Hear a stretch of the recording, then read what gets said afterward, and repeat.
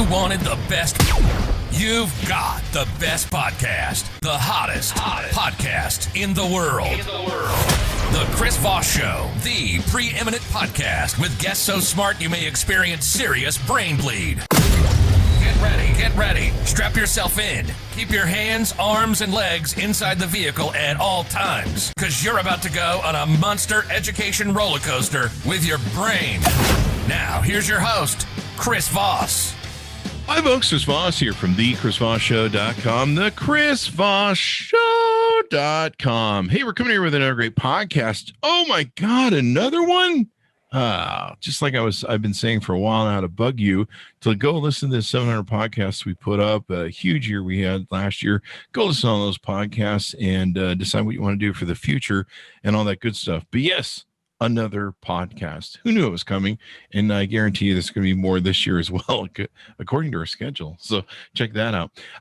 Anyway, guys, we have a wonderful guest on the show we'll get to here in a second. But in the meantime, if you want to watch the video version of this, there's a free service that we have right now that you can subscribe to. And it's for an unlimited time. So you want to just reach out and grab this while you can. You go to youtube.com. That's youtube.com/Chris Voss.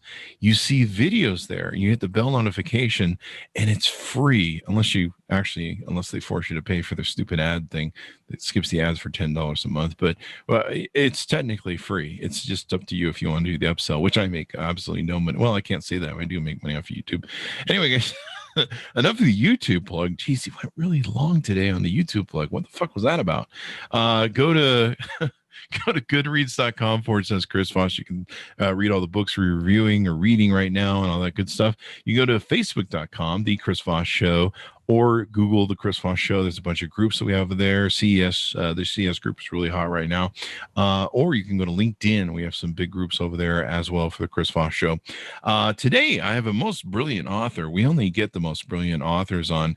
We look them up on the Google machine, brilliant authors, and then we invite them, and they come on the show, and they tell us how to make our lives better, our world better, or sometimes they don't. I don't know. Maybe, I don't know. I can't think of a guest that did that. And this episode is brought to you by IFI Audio and their new Neo IDSD. The Neo is the new wave of digital sound listening for your desktop, music, gaming, and bleeding edge Bluetooth, even MQA audiophile decoding. We're using it in the studio right now. I've loved my experience with it so far. It just makes everything sound so much more richer and better and takes things to the next level. IFI Audio is an award-winning audio tech company with one aim in mind: to improve your music enjoyment of quality sound, eradicate noise, distortion, and hiss from your listening experience. Check out their new incredible lineup of DACs and audio enhancement devices at ifi-audio.com. Anyway, guys, the author that we have on the show today, he's the author of the brilliant new hot book that you can take and order up. It's called One Decision: The First Step to a Better Life by Mike Bayer. Mike, I'll give you a rundown on some of his background. He's known as Coach Mike to the thousands of clients whose lives he has changed. He's a New York Times bestselling author, podcast host, sought-after speaker, and founder and CEO of Cast Centers. It's the go-to clinic for artists, athletes, executives, celebrities, and anyone who wants to live more authentically. Man, I definitely need to go back to public school and get my learn grammar. So he does that. He's the host of Stage 9 Productions, Always Evolving with Coach Mike Bayer podcast, and writes a regular column in Psychology Today. He is also an expert contributor and regular on a daytime television's #1 rated show, Dr. Phil. Mike lives in Los Angeles, California, and we should welcome to the show right now. Mike, how are you, sir? Hey, Chris. Good. That you give quite an intro. I tried to. I kind of fumbled there on authentically. Yeah, you fumbled authentically on the word authenticity. Yeah, so it's all good. There's some irony there, isn't there? So welcome to the show, and congratulations on the launch of your new book and stuff. It just came out, from my understanding. It did. It just came out about a week ago. There you go. So give us your plugs of where people can order that book up and find out more about you on the interwebs. Yeah. So, I mean, everything I have is coachmikebayer.com. So my social media, YouTube, if they want to buy the book, it's, available at Target, Walmart, anywhere books are sold. And then I also offer a lot of free stuff that has no upselling. Not like my YouTube plug. Well, I mean, that's like low grade, right? It's pennies. You're not even buying a cup of coffee with that. So it's like this just Coach Mike says YouTube is low grade. I agree with him. So yeah, I mean, coachmikebayer.com is where you get all the info on everything I do. There you go. Yeah. Check it out, guys. Read up about him stuff. He's got a really cool podcast I was listening to this morning, and he's got a beautiful website and how to make your life better. But let's talk some more about this book that people want to take in order. What motivated you want to write this book? Well, I wrote my first book 2 years ago, and I had no intention of ever writing a book. I never had a dream, a vision, a goal. I never had a goal of being more of a public figure. I've been a behind the scenes guy for years. I've been in mental health over 18 years, ex-drug addict. I own a treatment center, worked a lot in crises with, people who are depressed or, really psychiatric disorders and conditions, suicidal ideation, traveled the world helping people. And then I started thinking I wanted to reinvent my life, which I do every couple of years, like we all do. I was like, I want to do something different. At the time, I was traveling with a lot of entertainers for years, and from Africa to Malaysia to Australia, all over the place. And then I took a trip to Iraq, like anyone would do who's trying to find themselves, which they wouldn't, but that's just somehow where I ended up. And I became really passionate about helping Yazidi women, and I started going to Kurdistan, Iraq alone. Oh, wow. And I thought, because I had worked with all these, prominent people, and everyone loved Mike, right? Like, you saved my life, that somehow I could rally everyone to get behind the cause that I was really behind.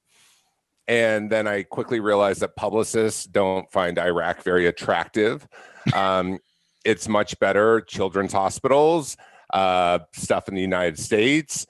There's also a ton of difficulties with trying to help people in other countries. And overall, humans and people, I mean, it's hard enough to get people to help other people. Everyone will even talk the state of affairs, but it's like no one really helps anyone else. They just kind of bitch. And then when you try to get people to help people who don't even speak your same language, it's foreign. So I realized, I was like, you know what? I need to become the brand. I'm going to become the guy. I'd never had that thought before because I never saw a reason to become that guy. And whether you believe in law of attraction or whatever, I threw this charity event, and that's where I met Dr. Phil. That was 2.5 years ago. And he asked me to go on an episode. 3 days later, I went on an episode. It's the #1 rated daytime television show. It has a huge following. I've done, I'm on today's episode. I was on Tuesday's episode, and they call me Coach Mike. And Dr. Phil was the one who said, Coach Mike, you need to write a book. And I'm someone who was held back twice in school, who didn't do well even when they tried. And so I said, with everything with him, I said yes. But in the back of my head, I was like, oh no, I want to write a book. And I always had this idea that people who are writing books a lot, they just have a degree of narcissism that annoys me. And they think they're so important because they've written books. And we all have stories, but I realized that by writing books, I could help more people. I could do better and bigger things in the world that I want to do. And I'm pretty good at it. I think there's a reason I was sought after. It's not because I'm I've worked with people who I think are way more higher functioning than me, but I've helped them make a lot of money, or I've helped them live in their art. And so like the first book was called Best Self, and it was made New York Times a bunch and 20 languages. And this next book is called One Decision. And the reason I get pretty hardcore into what I create, whatever it is I just started thinking, I'm like, like, why is it that people can't change the thing in their life that has been lingering and annoying and frustrating? Like, why can't they change it? Like, why does the person not lose weight if what they want to do is to lose weight? Yeah. My problem is I haven't hired the divorce lawyer yet. No, I'm just What's kidding. that? My problem is I haven't hired the divorce attorney. No, I'm just kidding. But, like the thing is, my background is dealing with really heavy issues. And so helping other people make changes that aren't that drastic is really easy. And so the philosophy behind One Decision is we're all just one decision away. And what is that decision someone could make today? And I help them do that. And so it's kind of the long story about me, summed up quickly even. But I just thought I'd give you a little background on, who you're talking to. There you go. We have the life history of Mike Bear, or Coach Mike, I should say here. So did that include like an overview of the book and the details in it, or should we get into that? That would be the next question. We can. I mean, whatever you want. You know what I mean? Like, well, I was going to ask for dirt on Dr. Phil, but that might be a career ender. So I don't know. Now you can ask me anything. No, I mean, I'm kidding. Let's move some books. I like Dr. Phil. Yeah. So, One Decision is all about how do you look at life? How do you look at a problem? Whatever the problem is. I mean, I could help you right now if you want, and we could go through the material. You probably look at me and be like, first you need to shave that goatee down because it's a fucking shit show mess. No, I think the goatee gives you like really good, like healthy bear vibes, Yeah, I have some bear friends and I get that from them on Facebook every now and then. They're wonderful friends. But no, this is more the COVID, I haven't had a haircut since March by a professional person. So I'm just a mess that way. I think you look great. Oh, well, thank you very much. Much. I think people need to go on YouTube and see everything and every shade and see when the hair is growing out long and short and everything else. So that's what people need to do. And they need to get that advertising money going through. Yeah, the $9.95, which is we do make a couple bucks off that. So you tell people with that major decision that they need to do to flick the switch. Is that correct? Yeah. I understand that, right? To make that one decision, because we all have that thing. Like we just got done. You probably helping a lot of people right now because we just got past that era. We're still kind of in it 7 days, I think, where everyone's making New Year's resolutions and they want to, they want to make that one decision, like you talk about in your book, where they're like, whatever they want to do. But the problem is sometimes they just never do it, right? Yeah, or they don't. What I find is they don't know what to do. And whenever there's a problem. And that's why it's helpful to be guided or to work with someone is we all have blind spots. So, for example, I want to be more emotionally regulated today. I've made a decision that I want more peace today. Now, I can make a decision to have more peace today, but I need to take some action. Otherwise, just sitting around on the sofa, hoping that this word peace is going to go through my ears and into my brain. So, like, I did a 10-minute meditation with some lady who had a really soft voice that I found on a 10% Happier app. And, it's like you have to take action. So the One Decision is about taking actions with purpose. And what I do is I help people figure out what is that real decision that you can make today. And then obviously there's a lot of other decisions that need to take place in order to accomplish that. So everyone's different. I write from a place of everyone authentically has their own thing that they'd like to improve. I mean, life's always evolving. So when we don't evolve with it, whether we're aging or what have you, eventually life catches up and it really sucks. Yeah. So might as well incorporate a little bit of personal growth. Like, I don't even know how people function without incorporating it. I'm like, how do you guys you just ride it, this man. life thing you just out. ride it right into the ground. You just ride it. Yeah. I see some people that do that, man. They're still driving the 70s van down by the river, and they're just owning it, man. They're just going to die from whatever they went through in their childhood, I guess, or something. Yeah. Or die blaming someone while they're driving through. Well, that's right? the most convenient thing about blaming someone else is there's no responsibility or self-actualization, right? Yeah.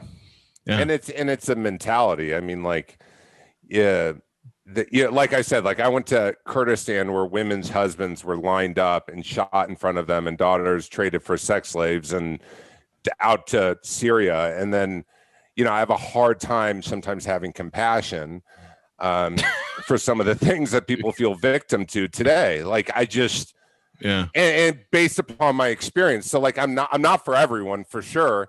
But I do believe the person that I love and that I speak to in the book is the person that's alone, the person that's gone through COVID. Like, they're like depressed, they have some anxiety, they feel lost, they just they're sick and tired of even how they're looking at their life.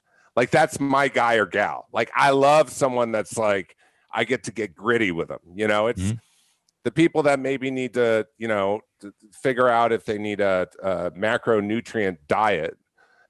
Those aren't really my people. I'm failing in life. Why? I don't have a good keto diet going on.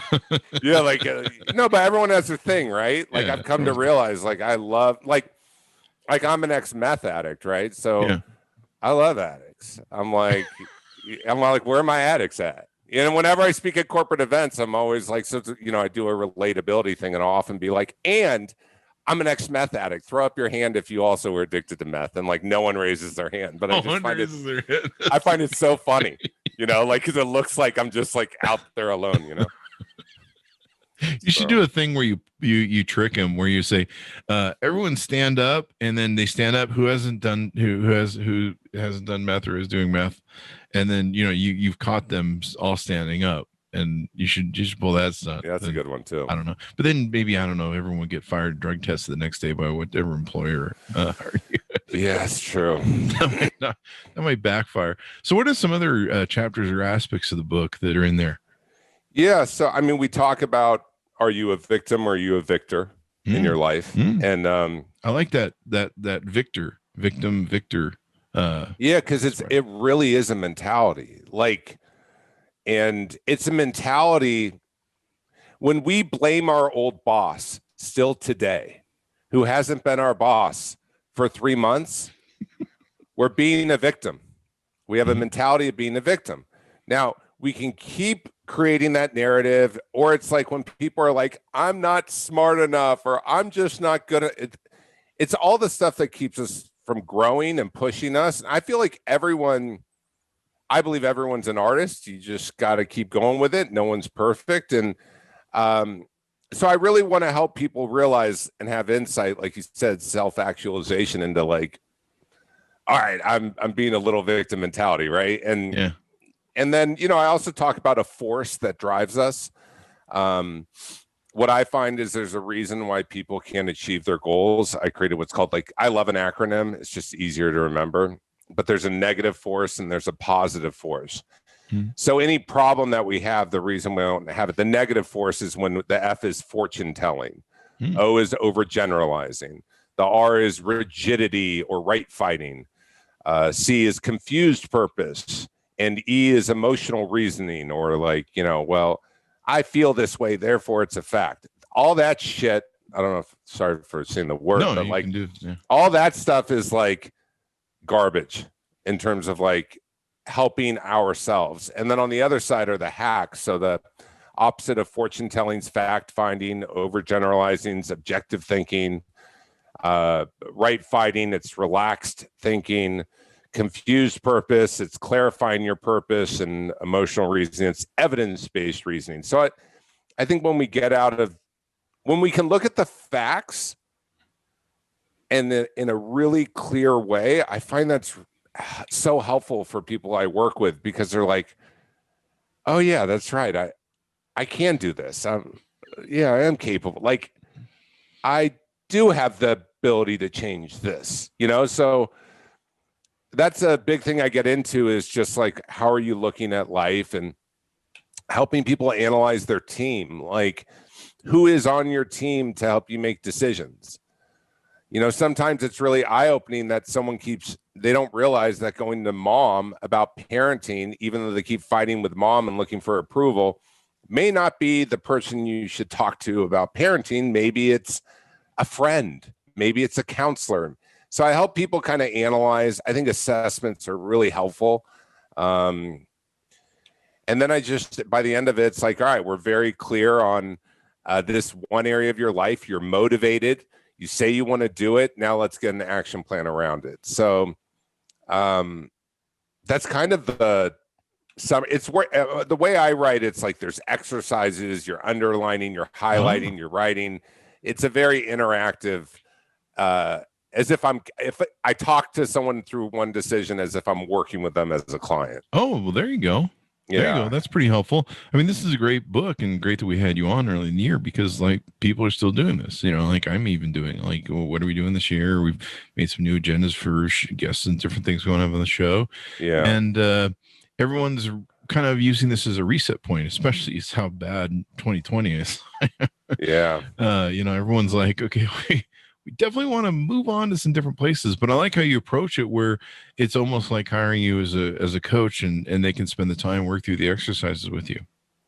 Yeah. I think otherwise you're writing a book like a movie and you can inspire people, but if they're not able to change, it's just, I don't know how helpful I'm being. That's my theory and my style, but not to say it doesn't work. Like, there's books that sell way more than me that are all about inspiring, other people. It's just, that's kind of like my, for now, what I'm into is workbook style, almost like working with someone in a very inexpensive way, without upselling. Yeah. And one of the things you talk about in your book is giving creative guidance for discovering a path back to people in a moment when they're lost and connected. Do you feel a lot of people have to hit a bottom before they finally hire a coach, and they finally have to hit that wall where they're like, I should fucking do something about this shit? I think there's two things that motivate people. It's consequences and pain. Mm-hmm. So those are the greatest motivators. Like, oh my gosh, I went to the doctor and the doctor's telling me I need to do this or other. That's, or pain. Like, I'm so sick and tired and I'm insufferable. I can't stand being in my body. Like, I hate it. So if you have a combination of the two, that's highly motivating, but the bottom can always go lower. I mean, I always try to raise people's bottoms, try to get them, but you're right. Some people, it's challenging for people sometimes to really put attention towards something that they just don't want to do. Yeah. Yeah. Like one of my favorite sayings from Dennis Miller is, no one finds Christ on prom night. It's only until they fucked everybody over in this world and no one else will talk to them, and they find themselves in prison, and suddenly they find Jesus. Like, Jesus is talking to me now. Well, no one else will. No, exactly. I love that. So I love that analogy. Anytime I hear of something, I just go, no one finds Christ on prom night. This is the way it works. Yeah. But it is interesting to me what you say, because I've always wondered that. I'm like, does most people really have to hit that point? There was some points years ago where I felt so awful, and I just reached a point where I started losing weight and eating vegan and giving up vodka and Mountain Dew that I was drinking. But it took, for years, my friends would be like, hey, you should lose weight. Do you remember the moment? I don't know about the exact moment, but it was like a whole week of it that I was just like bloated, and I'm just like one step away from a heart attack, and I'm so sick of me. And but what was the moment when you were like, all right, I'm going to decide, I'm making a decision, this enough's enough? Like, what was the moment? I remember sitting in front of the TV and I was gaming, and I just felt so fucking sick of everything and me, and felt awful. And I said, fuck it. I'm just going to change. I'm just going to go be fucking vegan. And I thought somehow I could still be vegan and drink Mountain Dews, and that would be fine. And I love my Coke Zeros. Yeah, and Mountain Dews, those are next. Mountain Dews, like the sweet cake factory of sodas. Oh yeah, and I was like, well, I'm just gonna cut my eating back, but I'll keep my Mountain Dew. Like I didn't understand the math at all. I was just like, I'm sick of me. And then after a month of that, and like nothing's happening, I'm like, what the fuck? And they're like, well, my friends are like, you're an idiot. You need to dump the Mountain Dew. And I'm like, oh shit, can I keep the vodka? And they're like, no, man, you got to get rid of all that sugary shit that your body turns into sugar. What I didn't know at the time was I was doing intermittent fasting, and we've had the one a fasting gentleman on a couple times who's written the books, but I didn't realize I was doing intermittent fasting. But I went full vegan, and then I got this water machine that was a real nice reverse osmosis. And so I started doing that. But yeah, it was kind of like people just have to hit their bottom. Cause like when you meet people, they were just like me. They were like, yeah, you should lose weight. And I'm like, yeah, I'll get to that next week. Sure. Right. Buddy. Thanks for telling me something I don't like. People do that on my YouTube channel. They'll like write me and go like, you're fat. And I'm like, wow, man, I had no idea until your dumbass came along and told me that. Thanks, man. Wow. Just the fact that you had the clairvoyance. Yeah, but I think too, it's what happens for some people is they think because people become very black and white with like it worked or didn't work. Mm-hmm. Like, and that's where I think even with weight loss is one of those things where, like, even in your situation, it's like you clearly can do it. You clearly have done it. You're clearly not. Like, I don't know, you're like as fat as I used to be. You can say. Well, that according to you, like, I don't know what your background is, but like the truth is it's like, but like you said, it's really helpful when you have other people who you're talking to about it. So you're not going about it alone. I think the danger is for people who will not reach out for help, will not talk to others about it. For whatever reason, like it is so hard to change alone. It's just so hard. So I think like, you know, and it's definitely not helpful when you have losers going on YouTube, being, you know, those are just haters. I really didn't know what haters were until the last 6 months. Like I didn't even know. I was like, oh, really? I heard the term and I knew people were trolling. Yeah. But I didn't realize, I didn't understand the personality of a hater. Yeah. Now I feel like I know, like, oh, wow, they're really jealous or envious, or like, I didn't get it before. I was just like, they're a loser. Like, yeah, they're in their mom's basement, just, you know, hating on everybody, probably incels too, you know, all that good stuff. You know, I do know one of the things that inspired me to finally break was Jen Plet's, Penn Jillette's book where he lost like 100 pounds and he had hit a wall because he went into his doctor and his doctor's like, we either gonna have heart surgery on you or you're gonna lose weight. You got to get your shit together, man, or you're never gonna see your kids grow up. And that was his bottom moment where it was like, wake up and quit fucking up. And so reading his book, he inspired me, and there were some different ways that he applied changing the paradigms, like you mentioned earlier, the paradigms of how I was thinking about things and addressing things, and like rules that I had, like always eat everything on your plate, because my parents had taught me that.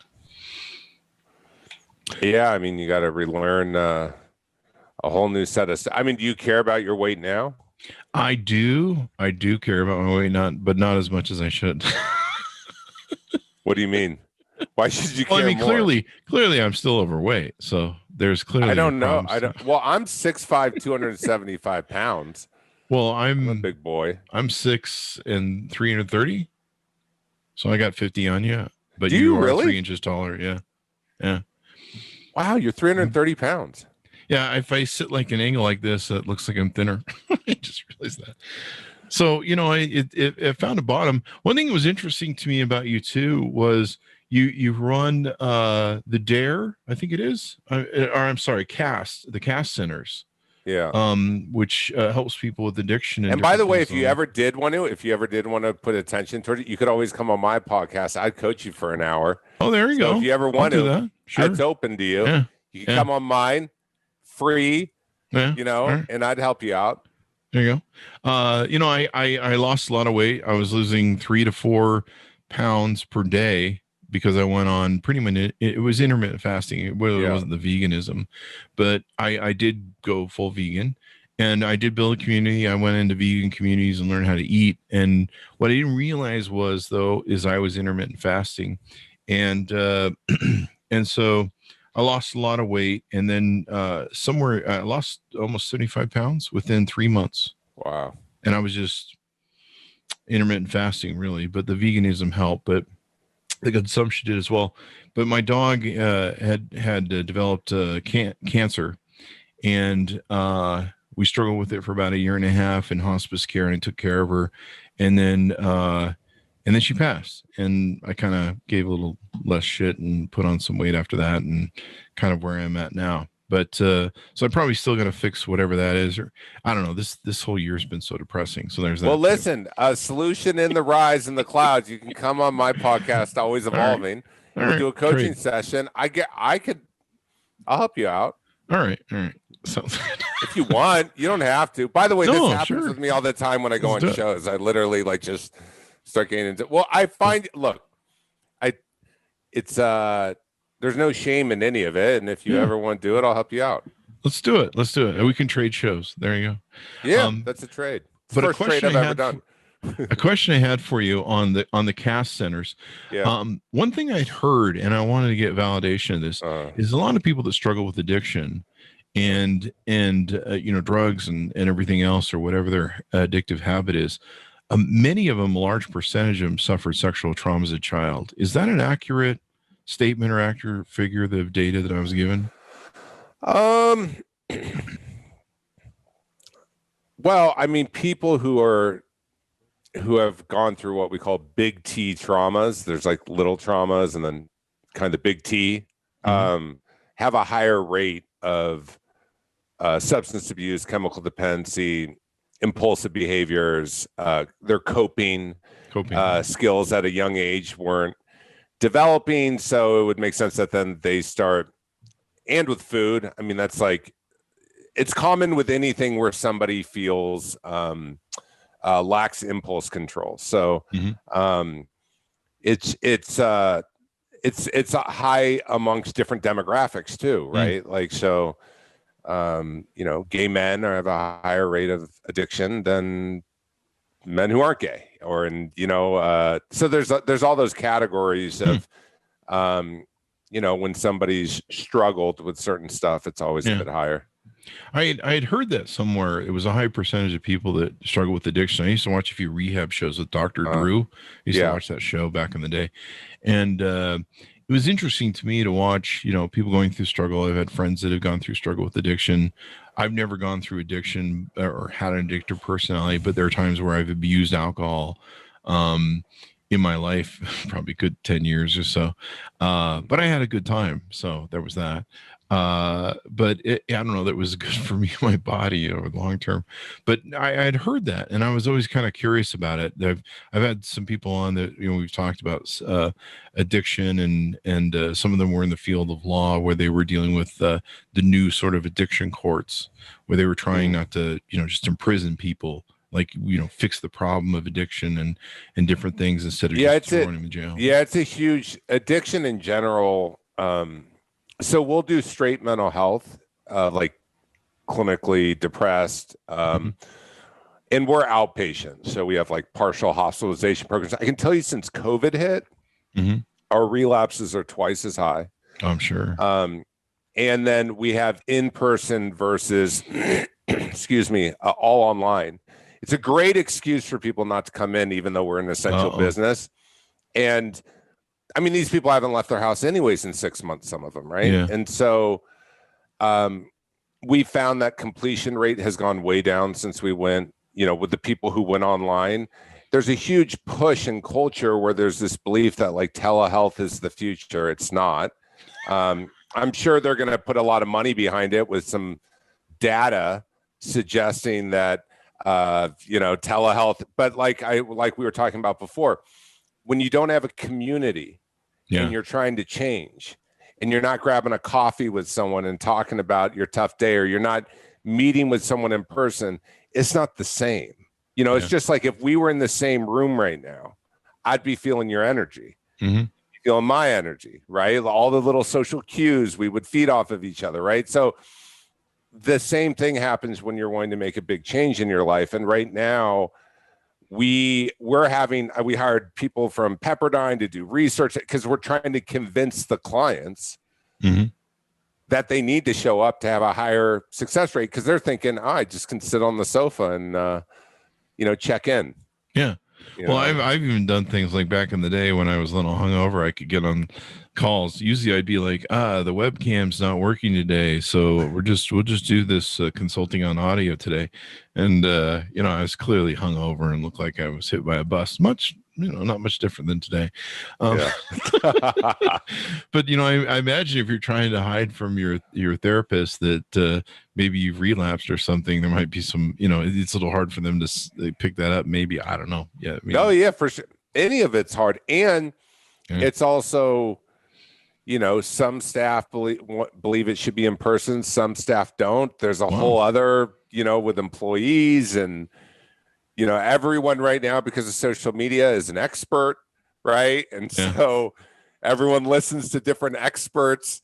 So you're just trying to go, okay, we're going to follow this guideline, but hopefully we're pulling out of it. And at least where I work, we haven't been able to get the vaccine yet for the therapist. It's the interesting thing is I know some people at other institutions where it's completely online and everyone got the vaccine. Oh, so wow. I'm not a little bitter. I'm very bitter. I can. Anyways, the bitterness. Do you want to have a coaching session on that? Trust me, I'm no better than anyone at all. I went on Dennis Miller's podcast, and he goes, first line he said to me, he was like, "So why are you the guy who's worked with," like, he named off a bunch of people, and I was like, "I have no idea." And he was like, "We're gonna get along great."